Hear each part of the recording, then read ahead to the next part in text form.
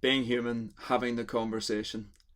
So I was in a meeting today with some guys who work for a major bank, and we were just chatting about life in general, and they were saying about being out and about and having real life meetings and how that was a new thing again.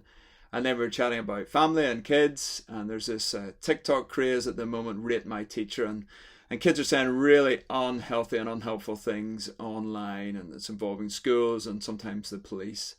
And we were just all commenting, you'd never say these things in the presence of a teacher, but suddenly online it feels like you can do something differently. And we're just talking more generally about kids and technology, about having phones and the potentially addictive nature of those, about how it can dehumanize some of the interaction on them.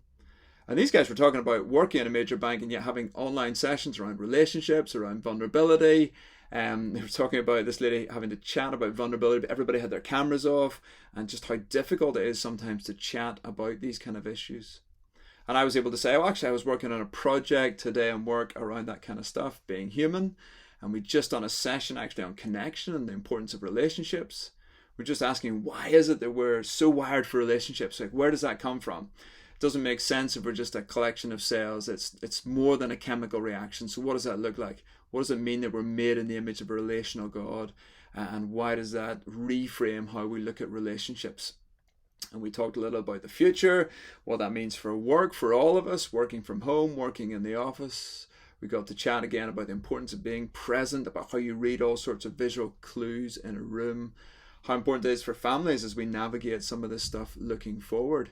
And it was just fascinating to bring together the kind of being human aspect of this project into real life conversations. And so two things I'd love to encourage you about is we're running a course, the Being Human Lens course. It's a kind of beta test course. We're halfway through, but you can still turn up in the next couple of sessions. We just looked at connection last Monday. This Monday night at 8 to 9, we're looking at presence, like the importance of place and culture and just being present with people. And I also just want to encourage you to have the conversation. I think people want to talk about this stuff. They want to talk about what it means to be human. They want to talk about things like connection and presence and significance. And I think the Being Human material hopefully gives you a real bridge into those conversations. So maybe it's about praying into that moment and then just stepping up and beginning to reframe and reshape the conversation.